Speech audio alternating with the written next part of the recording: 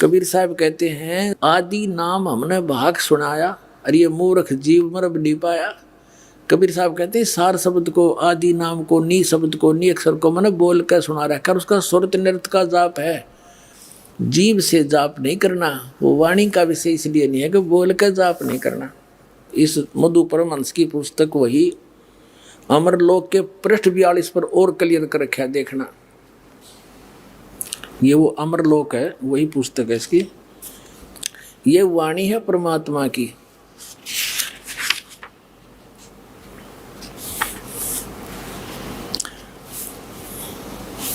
यहां देखिएगा 41 पृष्ठ पे दिखाते हैं पहले आपको, लेकिन ये समझ नहीं सका परमात्मा को, कैसे समझाइए बता।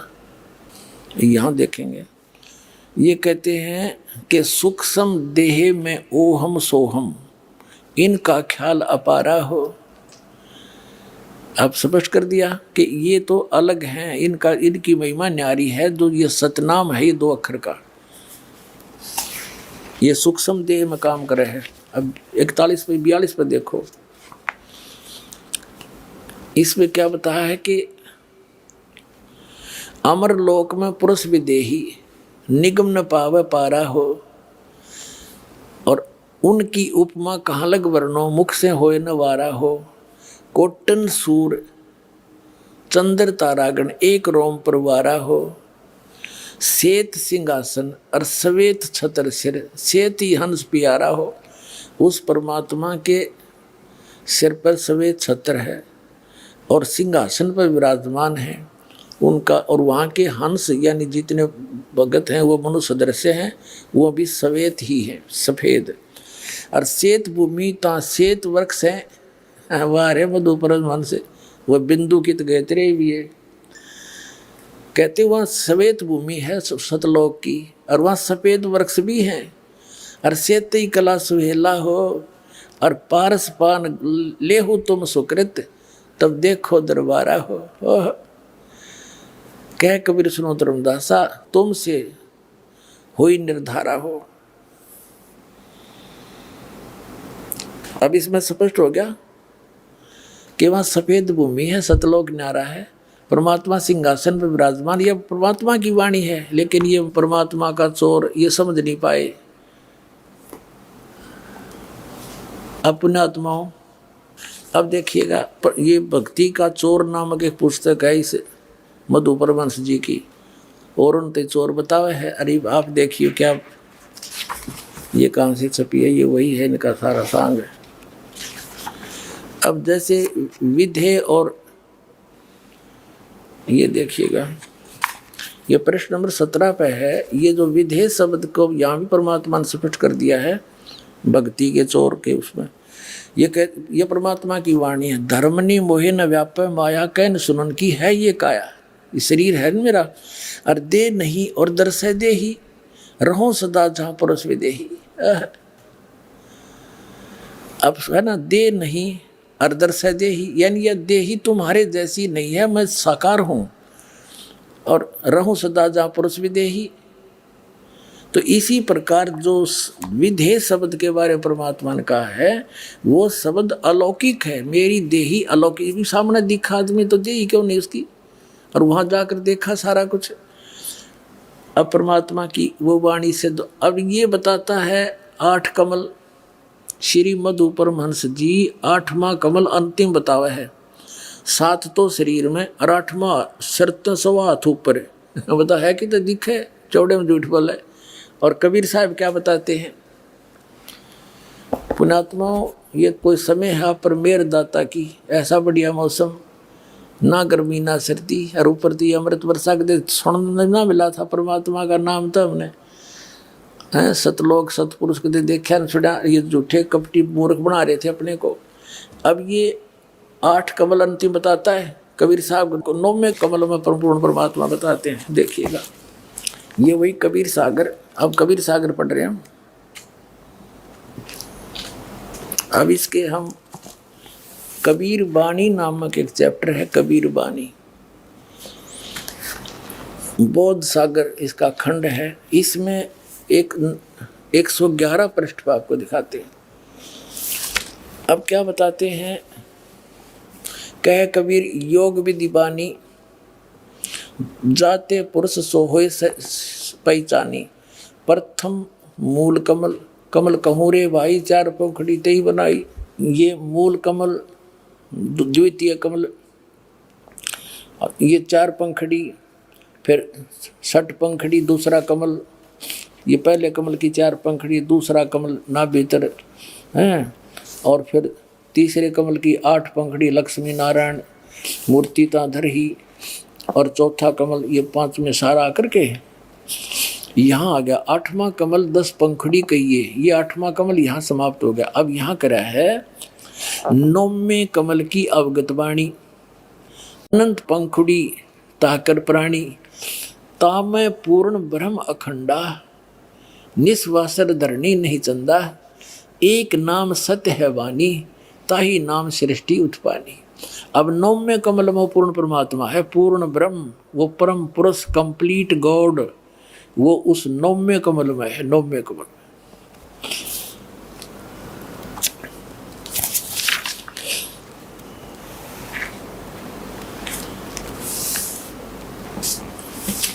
उनकी छाया कहो रे भाई, तोन छाए घट सब समाई, 2 स्वरूप आदि सैदानी, 2 स्वरूप काया बंदानी, तीसरा रूप रहित है आप है, भेद लखो ते गुरु प्रताप।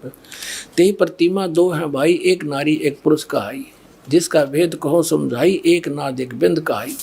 अब ये बहुत लंबी कहानी है, फिर बताएंगे। इसका अर्थ ये है कि वहाँ परमात्मा ने, वहाँ पर जो परमात्मा सतलोक के 3 डिवीजन हैं, बाहर के स्थान, बाहर बाह्य क्षेत्र में तो जैसे दिल्ली अपना एक भारत की राजधानी है, तो बाहरी क्षेत्र तो ग्रामीण क्षेत्र है, बाहरी दिल्ली कहलाते हैं।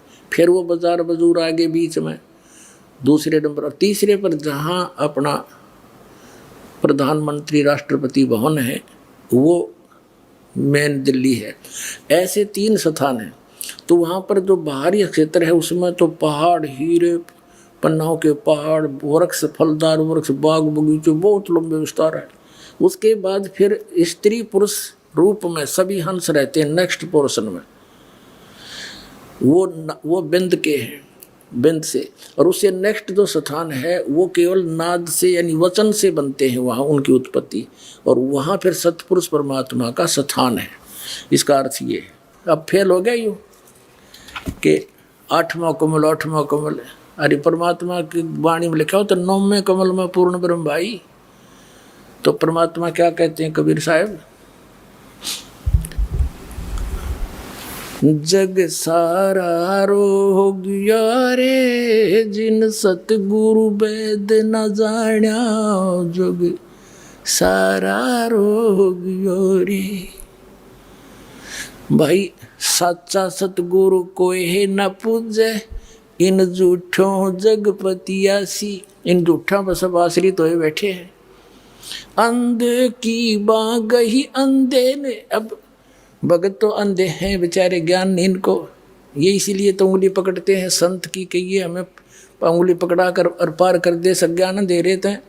और वो भी अंधा चतुर, उसने भी कति कुछ नहीं दिखता, जब प्रत्यक्ष वाणी लिख रहा है ये मधु परमहंस जी, और उसका उल्टा अर्थ करके और पेश कर रहा है।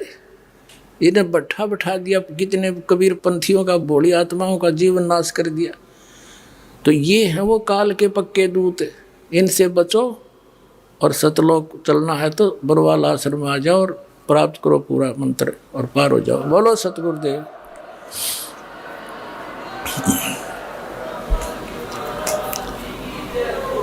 परम पिता परमात्मा पूर्ण ब्रह्म सर्व सृष्टि रचनहार कबीर परमेश्वर जी, ये हमारे सभी के जनक हैं। ये वो परमात्मा हैं जो इस जीव के त्वमेव माता च पिता त्वमेव बंधु च सखा त्वमेव विद्या च द्रविण त्वमेव सर्व मम देव देव। वास्तव में यही हमारे माता व पिता के गुण रखते हैं, हमारे माता व पिता हैं। यही हमारे वास्तव में बंधु हैं, सखा हैं, भाई हैं, रिलेटिव हैं। अध्यात्म ज्ञान के अभाव से हम अपने उस सर्वगुण संपन्न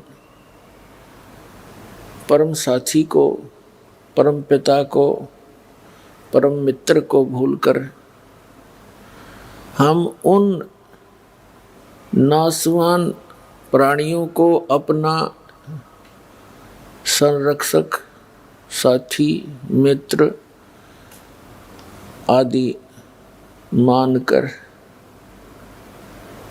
उन्हीं के इर्द गिर्द हम घूमते रहते हैं, जिस कारण से हम परमात्मा से मिलने वाले सुख को, परमात्मा से मिलने वाले सहयोग को नहीं प्राप्त कर सकते, नहीं प्राप्त कर पाते। सत्संग के माध्यम से ये ज्ञान दिया जाता है। समर्थ का शरणागहो रंग होरी हो, कबो न हो एकाज राम रंग होरी हो। समर्थ का शरणागहो, उस समर्थ की शरण प्राप्त करो, उसका आश्रय लो, जिस कारण से आपका कभी भी कोई बुरा नहीं होगा। वो समर्थ कौन है, उसकी शरण कैसे प्राप्त होती है, ये जानकारी सत्संग से हमें मिलती है। इस संसार में यदि कोई दुर्लभ वस्तु है तो सत्संग है। विष्णु पुराण के अंदर लिखा है, देवी पुराण के अंदर भी प्रमाण है कि सबसे उत्तम जो तीर्थ है वो सत्संग है। और इस सत्संग का मिलना अति दुर्लभ है। तो पुण्यात्माएं ये समझेंगे कि सत्संग तो बहुत प्राप्त है, जहाँ देखे वही संत सत्संग कर रहे हैं। आजकल इस टीवी चैनलों के माध्यम से भी बहुत से संत जन अपने विचार व्यक्त करते हुए आपको नजर आते हैं, परंतु वे सत्संग नहीं कर रहे, वो तो कोरी झूठ बोल रहे हैं, बकवाद कर रहे हैं। अपने आत्माओं, जो व्यक्ति प्रथम बार दास के इन सत्य वचनों को सुनता है, ऐसे लगते हैं जैसे कुनीन खा लियो। कुनीन जैसा टेस्ट होता है। और जब इस ज्ञान से आप परिचित हो गए यथार्थता से कि जो दास बोल रहा है ये सारी सत्य है, तो उस समय आपको ये मनुखा दाख की तरह लगेंगे ये वचन दास के। सत्संग के बिना प्राणी कितनी गिरावट में आ चुका है। आज आप देख रहे हो, और आज से 50 वर्ष पहले का माहौल भी हमने देखा है, जब हम कुछ थोड़े बहुत जानने योग्य हुए होंगे, 10-11 वर्ष के थे। उस समय बाजार में जाते थे, 90% दुकानदार भगवान से डरने वाले होते थे। आज उसके विपरीत हो चुका है। इस दास ने सन 1977 में सर्विस ज्वाइन की थी as a junior engineer civil, irrigation department Haryana में।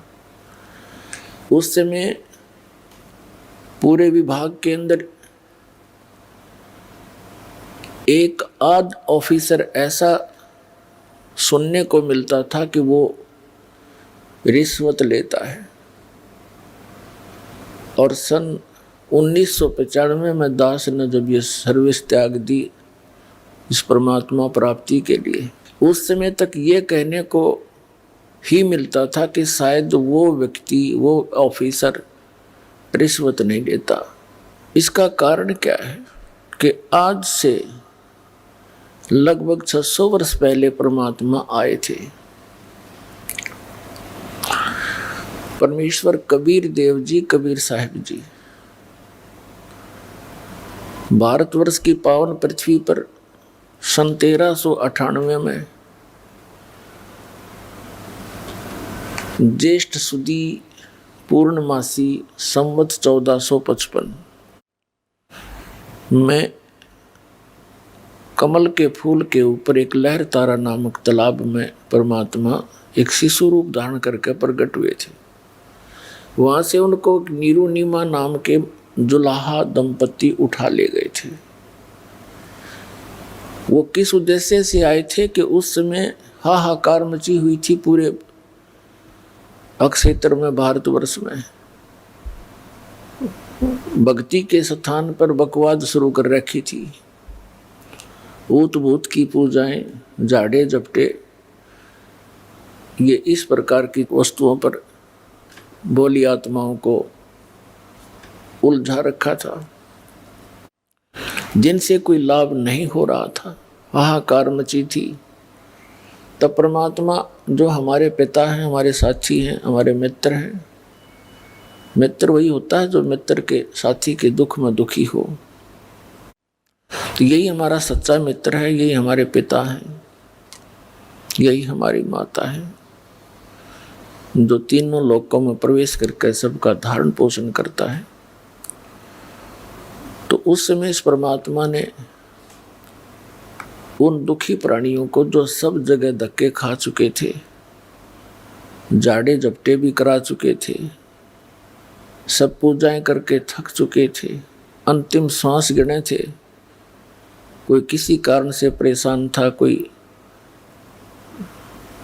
निर्धनता के कारण दुखी था, कोई शरीर से दुखी था, कोई तीन ताप के कष्ट को भोग रहा था।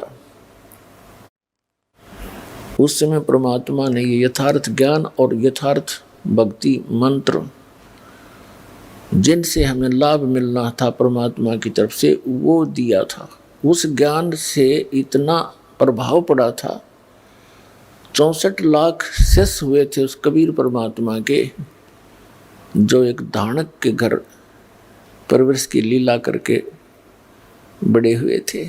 सन 1398 में छुआछात चरम सीमा पर थी, और फिर उस जुलाहे यानी धानक से ब्राह्मणों तक ने भी दीक्षा ली, क्योंकि वो दुखी गणे हो रहे थे, उनकी दुर्गति हुई पड़ी थी, कहीं से कोई सहारा नहीं मिल रहा था। 64 लाख शिष्य आज से 600 वर्ष पहले होना कोई बालकों का खेल नहीं है। जन साधारण नहीं कर सकता इस काम को, लेकिन हम भगवान की महिमा से अपरिचित होने के कारण परमात्मा को पहचान नहीं सके। उस समय भारतवर्ष की कुल आबादी मुश्किल से 4 करोड़ होगी। कौन से भारत की? अफगानिस्तान, बलूचिस्तान, पूर्वी और पश्चिमी पाकिस्तान, इराक, ईरान, गजनीव तक ये भारतवर्ष ही था। उस समय 4 करोड़ आबादी मुश्किल से होगी, और उस 4 करोड़ आबादी में से परमात्मा के 64 लाख शिष्य थे। ना कोई मीडिया था। आज तो कोई भी व्यक्ति एक स्थान पर बैठ के और थोड़ी सी अटपट करके लाखों जीवों को भ्रमित कर सकता है, प्रभावित कर सकता है। उस समय 64 लाख से सोना एक बहुत बड़े आश्चर्य की बात है। भगवान बिना नहीं हो सकता, और फिर कोई विशेष आडंबर नहीं शरीर के ऊपर। भाई ये आडंबर नहीं, सिंपल मैन एक धानक जुलाहा कपड़ा बुने, क्योंकि वो समर्थ थे, उनके वचन में शक्ति थी, और जो मंत्र जाप करने को वो देते थे उससे बहुत लाभ होता था, और जो गलती करते थे उनको हानि भी पैरेलल हो जाती थी, तो वो डरते थे। फिर वो परमात्मा पूछते थे कि तुमने कोई गलती की होगी इसलिए तुम्हें ये हानि हुई है। तो बता देते थे, कहाँ जी हमसे ये गलती होगी, हमने ऐसी पूजा कर ली दोबारा। कबीर साहब ने बताया है कि 100 वर्ष तो सतगुरु पूजा, एक दिन आन उपासी, वो अपराधी आत्मा भाई पड़े काल की फांसी। 100 वर्ष तक गुरुदेव के द्वारा बताए गए सत्य साधना कर रहे हो और एक दिन भी आन उपासना कर ली, अन्य पूजाएं जो तुम पहले डले डोया करते, कहते हैं वो अपराधी आत्मा फिर पड़े काल की फांसी। तो पुण्यात्मा, इस परमात्मा के घर में, इस परमात्मा की शब्द कोश में असंभव शब्द नहीं है। ये वो कबीर भगवान है, वो पूर्ण ब्रह्म है, परम अक्षर ब्रह्म है, सर्वशक्तिमान है। इसकी डिक्शनरी में इम्पॉसिबल वर्ड नहीं है, लेकिन हम इससे लाभ नहीं उठा पा रहे हैं। इसका मुख्य कारण ये है कि हम इस पर विश्वास नहीं कर पा रहे, और फिर विश्वास ना होने से हम मर्यादा ठीक नहीं रखते। यहाँ से दीक्षा दी जाती है, जब सैकड़ों बार समझाया जाता है, पुस्तक भी पहले बना कर दे रखी है कि नियमों को पालन करो तो दीक्षा ले लेना, अन्यथा हमने यहाँ कोई भीड़ इकट्ठी करने का शौक नहीं है। लेकिन सभी मर्यादाओं का पालन करते हुए इस मंत्र का जाप करो, चाहे विश्व आ जाओ पूरा, कोई दिक्कत नहीं। तो जब तक हम मर्यादा नहीं निभाएंगे तो परमात्मा साथ नहीं देगा आपकी। 100 वर्ष सतगुरु की पूजा, सतगुरु पूजा यानी सतगुरु के अनुसार बताई गई भक्ति मार्ग को करते रहो, और एक दिन आन उपासी, एक दिन भी आन उपासना कर ली, वो अपराधी आत्मा फिर पड़े काल की फांसी। कुछ एक ऐसे उदाहरण, वैसे तो बहुत सारे उदाहरण हैं, लेकिन एक आधा उदाहरण हमें याद है, बाकी तो लाखों की संख्या में ऐसे प्रमाण हैं जिनको परमात्मा ने सहारा दिया, नाम लिया, सुख हो गया, कुछ दिनों के बाद फिर लोक लाज माँ के आन उपासना कर दी तो फिर दुख शुरू हो गया। उसका समाधान क्या है कि पुनरुपदेश ले, अपना नाम सुचारू करावे। कनेक्शन कटने के बाद पावर काम नहीं करती तो परमात्मा का नाम खंडित हो जाता है, आपका कनेक्शन कट जाता है, किसी गलती से नाम खंडित हो जाता है आपका। नाम खंडित होने के बाद फिर वो परमात्मा की पावर तो आप में रही नहीं, वो काम करेगी नहीं, तो आपका जो पावर से होने वाला, शक्ति से होने वाला कार्य नहीं हो पाएगा। और आपके अपने सतर का काम आप पहले करते करते थक चुके ही थे, तभी तो पावर की आवश्यकता पड़ी आपको।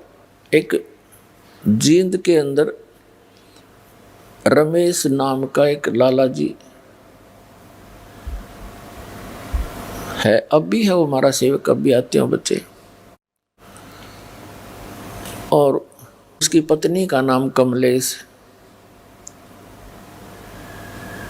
उनके एक लड़की, 2 जुड़वा लड़के, लड़की बड़ी थी, लड़के छोटे थे, उस समय वो 7-8 वर्ष के थे। अब उसके घर में के कहर टूट गया, उसकी पत्नी को श्वास का रोग, लड़की को दौरे पड़े, और दोनों लड़के वो अस्वस्थ रहे। ऐसी स्थिति थी, एक घर पे तो एक हॉस्पिटल में रहता था, और वो जैसे भी अपनी परंपरागत साधनाएं आप करते हैं वो भी किया करते थे, और सब साधनाएं करके थक चुके थे। एक हमारा सेवक था, उससे उसका कोई संपर्क हुआ, कोई दुकान पर सामान लेने के लिए गया, बात चली तो उसने बताया कि हमारे घर पे बहुत कष्ट है। हमारे सेवक ने बताया कि आप हमारे गुरुदेव से उपदेश ले लो, आपको राहत मिलेगी। तो उस रमेश लाला जी सेठ ने कहा कि भाई मैं तो थक चुका हूँ, मुझे तो आशा रही नहीं। तो भगत ने उसको बहुत से प्रमाण बताए कि उसको ऐसे लाभ हुआ, उसको ऐसे लाभ हुआ, ऐसा ठीक हुए। उसका दिल सा डटा, उन्होंने दीक्षा ले ली। दीक्षा ले ली पूरे परिवार ने, बच्चा ने भी ले ली, उसकी पत्नी ने भी, उसने भी, ठीक हो गया, मालिक की दया होगी। 3 महीने तक उनको कोई किसी प्रकार का कोई संकट नहीं रहा। 3 महीने के बाद फिर ये गुग्गा की पूजा का दिन आ गया। नाम लेने से पहले सब मर्यादाएं बता दी जाती हैं कि ऐसे ऐसे मत करना। एक उसकी कोई सहेली थी, वो उसके घर पे आ गई उस दिन, और वो किसी दूसरे पंथ से दीक्षित थी, इन राधा स्वामी पंथ से। उसने आके कहा कि कमलेश, आज तो यह नवमी है गुग्गा वाली, तूने गुग्गा जी की पूजा नहीं करी आज। पहले वो सामूहिक करा करते थे। वो कहने लगी, ना, हम ही पूजा नहीं कर सकते क्योंकि हमने गुरु बना लिया। तो उसकी सहेली कहने लगी कि हमने भी बना रखा गुरु तय, पर ये पूजा नहीं छोड़नी चाहिए, इससे हानि बहुत हो जाती है। उसने 2-3 उदाहरण दे दिए। उस हमारे एक रिश्तेदार ने ये पूजा छोड़ दी थी, उसकी भैंस मर गई, उसने ऐसे कर दिया था, उसको ये नुकसान हो गया है, वैसी डरा दी। अब उस कमलेश ने वो गुग्गा फिर पूज दी। अब उसने सोचा कि सचमुच गड़बड़ हो जा, उसने गुग्गा की पूजा कर दी। गुग्गा की पूजा कर दी तो अगले दिन लड़की को दौरे शुरू हो गए। उसके दमा वाली शिकायत थी वजहों की, तो लड़के दोनों हॉस्पिटल में। अब वो लाला जी को पता चला, वो समस्या फिर ज्यों की तो हुई। तो उसने जिसने नाम दिलवाया था उससे कहा कि भी ऐसे ऐसे हमारे तो फिर वही बात होगी। उस भक्त ने फिर हमसे संपर्क किया इस दास से। मैंने कहा भाई उन्हें कोई नाम खंड किया होगा। उस भक्त ने उस लाला जी से कहा, दुकान पर संपर्क किया कि भाई तुमने कोई नियम खंड किया है। वो कहने लगा, ना ऐसा हमने तो कुछ कराया नहीं, ना हम कोई पूजा करते ना कुछ और करते, सब त्यागते। अब उसको पता नहीं बेचारे को। वो भक्त कहने लगा, नहीं, जो गुरु जी ने कहा वो सच्ची पाओगी। वैसे हो ही नहीं सकती ऐसी। पहले 3 महीने पहले भी तब भगवान वो ही था, तब कहाँ गई थी सारी बीमारी तुम्हारी ठीक हो गई थी। वो दोनों जने घर पर आ गए दिन में। अगले ही दिन, पहले दिन गुग्गा पूज रखी थी। उसने उनसे पूछा, बहन कमलेश था कि सच्ची बता तूने कोई गलती तो नहीं कर दी, कोई ऐसी पूजा पाठ तो नहीं कर दिया, या कोई और नियम भंग कराया हो जो बता रखा था। जो बोली, ना भाई मैंने कुछ ना करा, ना न्यू क्यों कर करा थे, हम सारे नियम जान रहे हैं, हमारा तो बहुत सुख हो गया था। वो बोला, ना मेरा तो ना जच्चे बात। वो कह रहा था, मैं घूमता घूमता उनके पिछली साइड में चला गया। उन्हीं के आंगन में पीछे एक बरंडा था, आगे भी बरंडा था। पिछली साइड में बरंडे के में एक प्लेट सी रखी एक स्टूल पे, और उसमें जंतर मंतर से करे हुए धूप धाप सी रखी। तो मैंने उससे पूछा कि ये क्या कर रखा है तुमने। वो कह रहा था कि मैंने उनसे पूछा ये क्या कर रखा है। वह बोली, भैया तो उसने कहा तने ये गुग्गा पूजी होगी, कल तो थी वह 8 में। तो वह घबरा सी गई।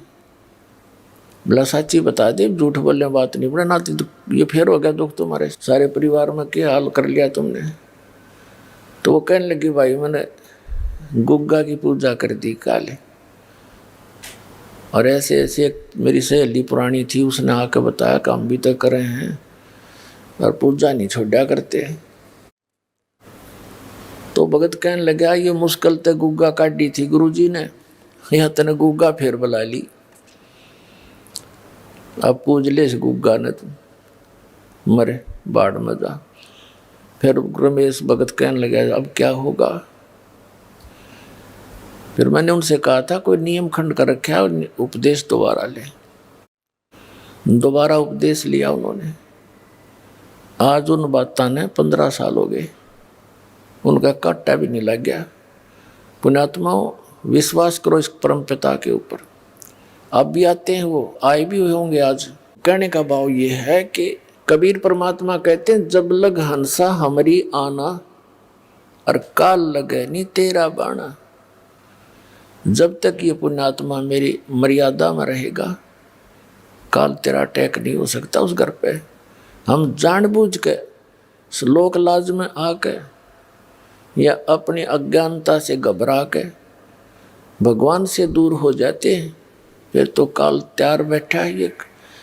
ये तो कष्ट ही दे सकता, सुख तो दे ही नहीं सकता। अब किक्कर के पेड़ पे, बबूल के पेड़ पे कोई आम खोजने लगे तो कितना मूर्ख होगा वो। आम तो आम पर ही मिलेंगे, आम के पेड़ पर ही मिलेगा आम का फल। तो कबीर परमात्मा आम का पेड़ है, ये काल भगवान बबूल का पेड़ है, इसमें कांटों के अतिरिक्त कुछ नहीं मिला। तो कहने का भाव ये पुण्यात्माओं, 100 वर्ष सतगुरु की पूजा, एक दिन आन उपासी, और वो अपराधी आत्मा फिर पड़े काल की फांसी। तो ये दृढ़ता के साथ इस नियमों का पालन करते हुए इस परमात्मा की शरण में रहो। समर्थ का शरणागहो रंग होरी हो, कदे न हो ए काज राम रंग होरी हो। एक किसान भगत था, वो बता रहा था जी, एक दिन मैं अपनी बहन के चला गया, उसके जमीन अधिक थी, वर्षा होगी, हमारे यहाँ वर्षा हुई नहीं।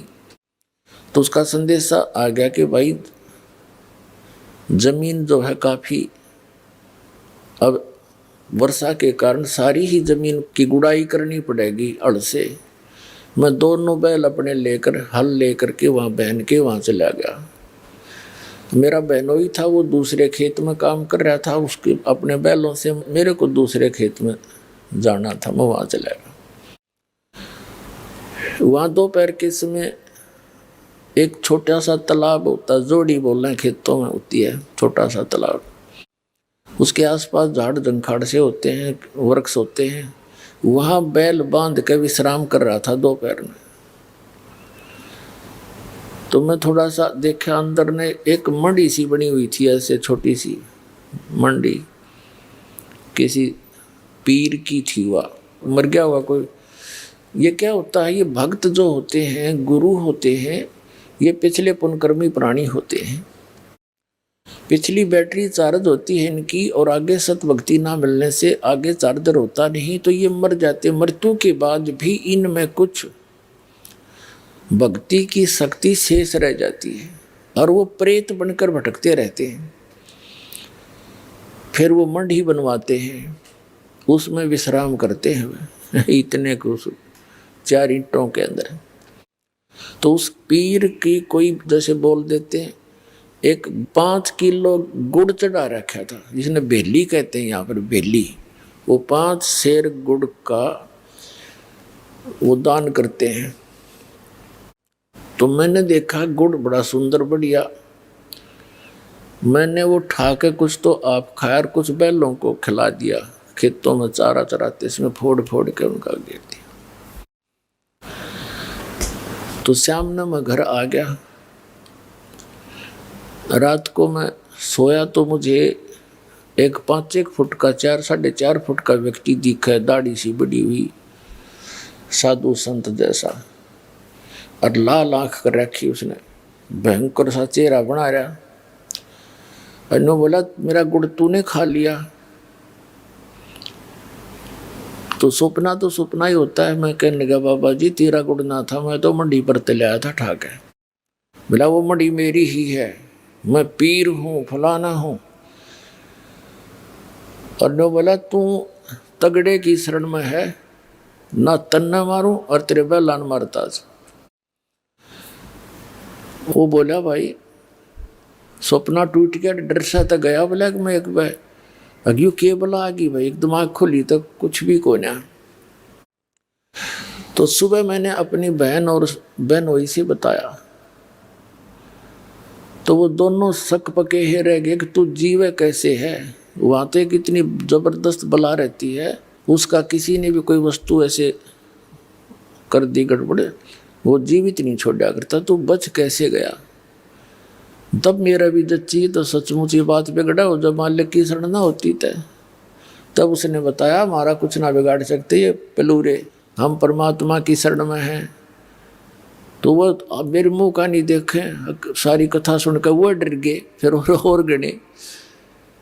तो परमात्मा कहते समर्थ का शरणा गहो रंग होरी हो, और कदे ना हो अकाज राम रंग होरी हो। कबीर परमेश्वर के पास ये सभी देवी देवता, ये पीर वगैरह जाकर ये भूत खड़े हो गए और कहने लगे भगवान जो आपको पूजते हैं वो हमारी पूजा नहीं करते, अब हमने ठोर बताओ हम कहाँ जाएं। परमात्मा कहने लगे कि जो मेरी पूजा नहीं करते वो तुम्हारे लिए हैं, उनको लूटो खाओ। देवी देव ठाडे भये हमको ठोर बताओ, जो हमको पूजे नहीं उनको लूटो खाओ। कबीर साहब कहते हैं जो मेरी पूजा नहीं करते वो तुम्हारे लिए हैं, और वो क्या किसके लिए है, लेकिन जो मेरी शरण में आ गए हैं उनके निकट मत आ जाना। धर्म राय दरबार में देई कबीर तलाक, मेरे भूले चुके हंस को तू पकड़िए मत कजाक। होय होय पुण्यात्मा, होय होय कितनी भूल लगी थी हमारे को। हम लाल को छोड़कर कौड़ियों को इकट्ठा करके धनी बनना चाहते थे। इतने समर्थ परमात्मा कबीर साहब वो जुलाहा दानक जो काशी में आए थे, जिनको एक कवि कहकर हमने उनके इतिहास को बंद कर रखा था।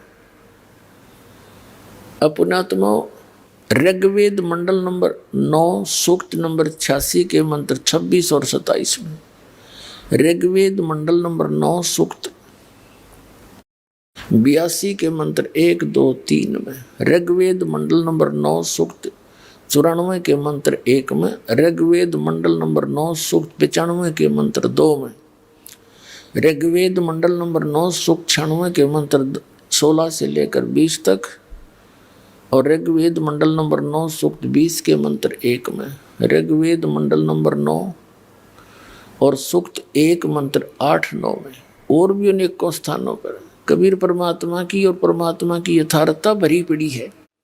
उसमें लिखा कि वो परमात्मा ऊपर रहता तीसरे मुक्ति धाम में, और वहां से गति करके चल के आता है, बिजली जैसी गति से, बहुत तीव्रता से, सेकंड के अंदर, और अच्छी आत्माओं को मिलता है और उनको यथार्थ ज्ञान से परिचित कराता है।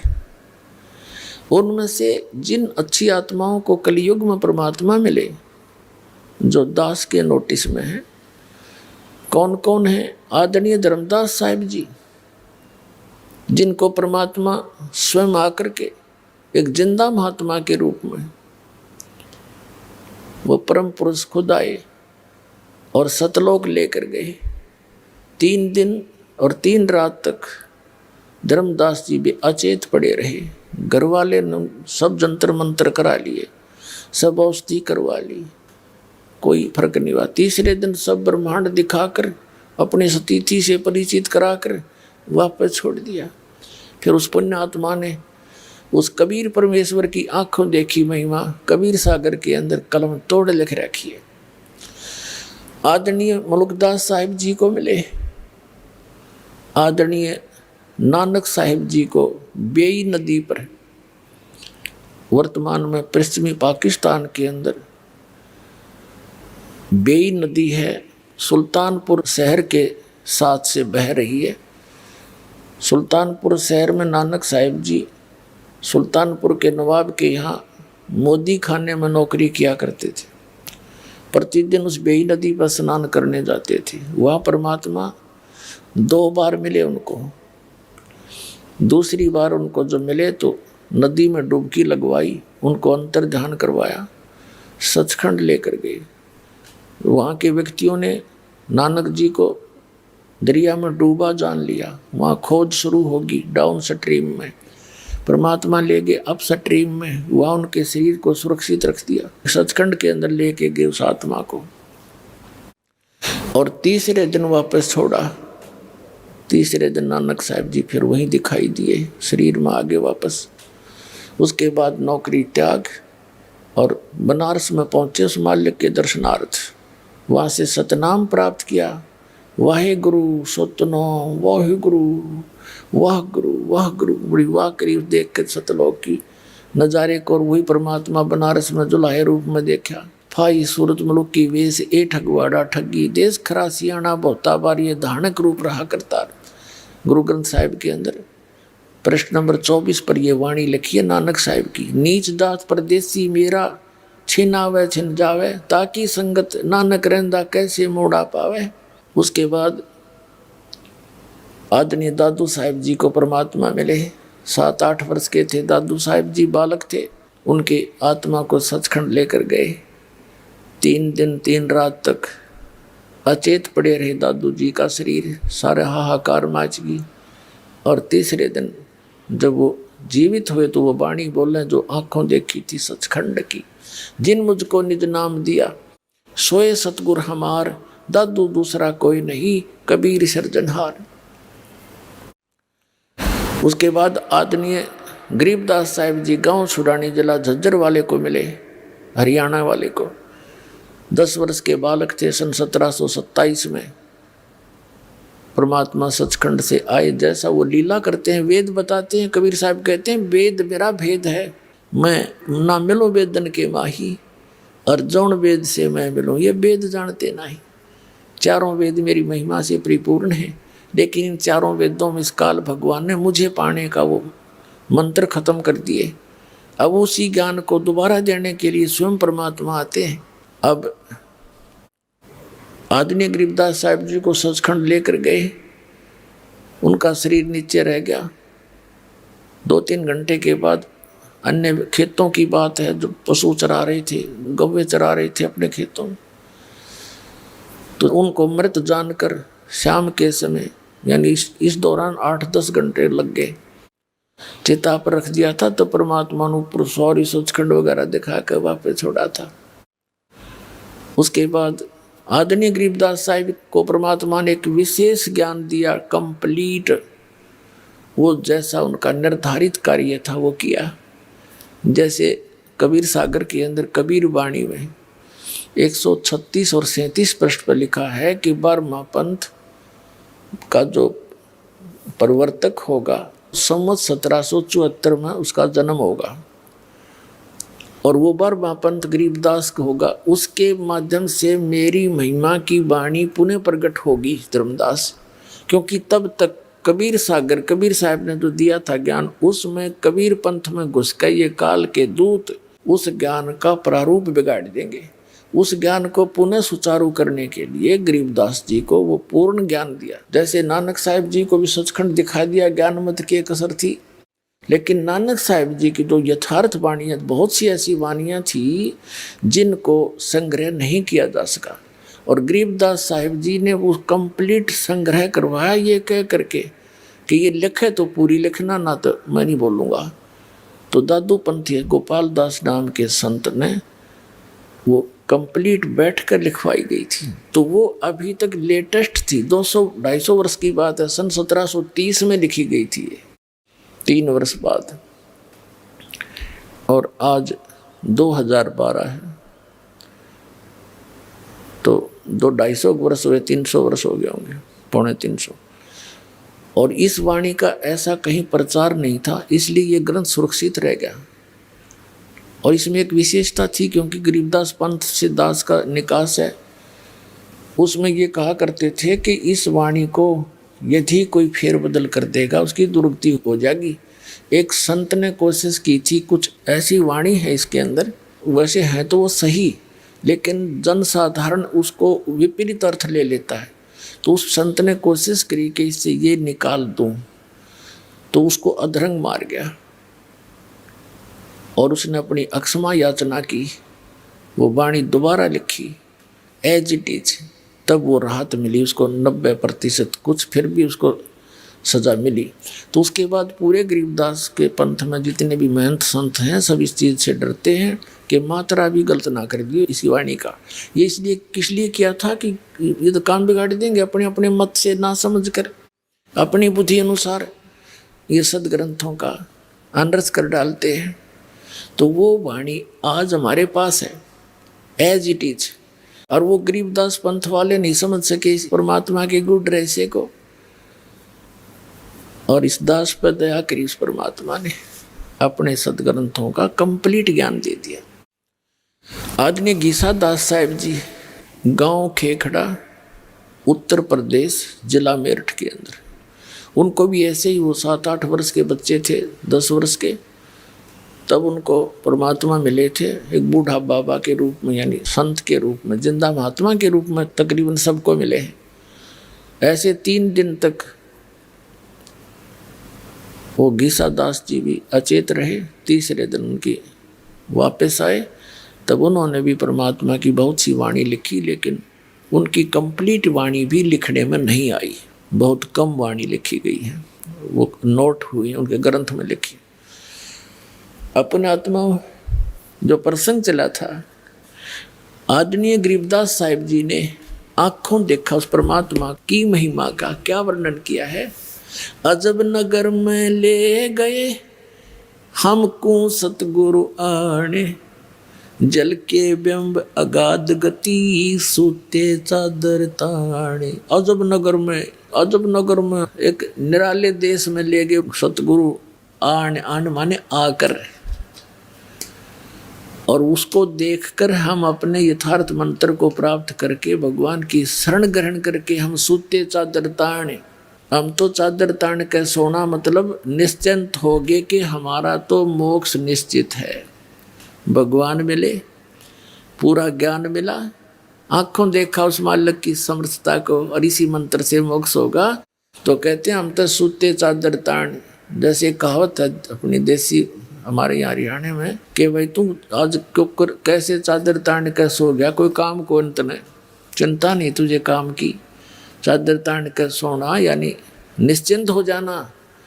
तो गरीबदास जी कहते हैं अजब नगर में ले गए हमको सतगुरु आने, और जल के बिंब अगाध गति, वहाँ देखी परमात्मा के रोशनी झलमलाहट, हम सूते चादर ताने।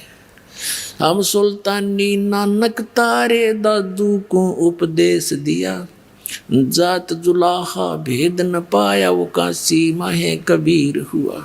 अब क्या बताते हैं गरीबदास जी? कहते हैं सतगुरु शरणा आके और धर्मराज डर कैसा।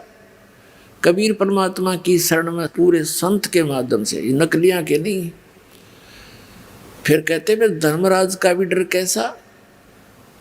अब कहते हैं धर्मराज दरबार में इस काल के एक ब्रह्मांड के अंदर एक चीफ जस्टिस है जिसको धर्मराज बोलते हैं, धर्मराय कहते हैं, और वो सबका अकाउंट रखता है। जैसा जिसका कर्म है वो एज इट इज वहाँ उसके ऑफिस में अपने आप कंप्यूटर में यहाँ से फैक्स हो जाता, सबके डेली की जो रिपोर्ट है पूरे दिन रात की, और फिर वो सबका अकाउंट रखता है, उसके अनुसार उसको ऑटोमेटिक सिस्टम है उनके पास, और जो जैसा कर्म है उसको उसी अनुसार आगे उसके संस्कार में अपने आप चला जाता है। अब हमारे अंतःकरण में एक चित्र गुप्त है, गुप्त यानी हम नहीं देख सकते, एक ऐसा कैमरा लगा रखा है भगवान ने, जो हमारी सब क्रियाएं जो हम सोचते हैं करते हैं उन सब कर्मों को एक तो यहाँ रिकॉर्ड होता है अंदर, और एक कॉपी धर्मराज के दरबार में डेली फैक्स हो जाती है, इंटरनेट पे समझ लो ऐसे डल जाती है अपने आप। अब परमात्मा के विधान को समझने के लिए साइंस ने बहुत आसान कर दिया हमारा काम, ना तो कति ना दच्चो या बात, अब सारी समझ में आवे है, बुद्धिमान व्यक्ति हो गए। तो कहते हैं कबीर परमात्मा जब मुझे लेकर गए, आदरणीय गरीबदास साहिब जी कहते हैं कि परमेश्वर परम अक्षर ब्रह्म कबीर जी मुझे साथ लेकर जब गए तो यहाँ के उस चीफ जस्टिस के सामने, पहले तो ब्रह्मा विष्णु महेश के लोक में गए, तो जहाँ भी परमात्मा जाते थे तो सभी खड़े होकर के उनका सत्कार करते थे, हम बैरागी ब्रह्म पद सन्यासी महादेव, सो हम मंत्र दिया शिव जी को, वो करे हमारी सेव। कबीर परमात्मा कहते हैं कि विष्णु जी को हमने पहला मंत्र दिया था, उनको केवल एक मंत्र, इन 500 में से एक मंत्र दिया था, हरियम नाम दिया था, वो शिष्य बने थे, क्योंकि सभी आत्मा उस परमात्मा की है। सबसे पहले कबीर परमात्मा ब्रह्मा जी को मिले थे। अग्नि ऋषि नाम अपना रखा था, दाता ने बताया था कि मैं अग्नि ऋषि हूँ। ब्रह्मा जी को सारा ज्ञान समझाया, सृष्टि रचना सुनाई, प्रभावित हुआ, क्योंकि ये भी आत्मा भगवान के लिए तड़प रही हैं। हजार हजार वर्षों तक तप करते रहे, डरे डुबा दिए, काल ने उल्टी साधना करवा के इनको एटम बम बना लिया, सिद्धियाँ युक्त कर दिया। ये हठ योग करने से कोई लाभ नहीं होता, काल की प्रेरणा, काल का ही मटेरियल इसके अंदर संग्रह होता है, वो नहीं करना हमने।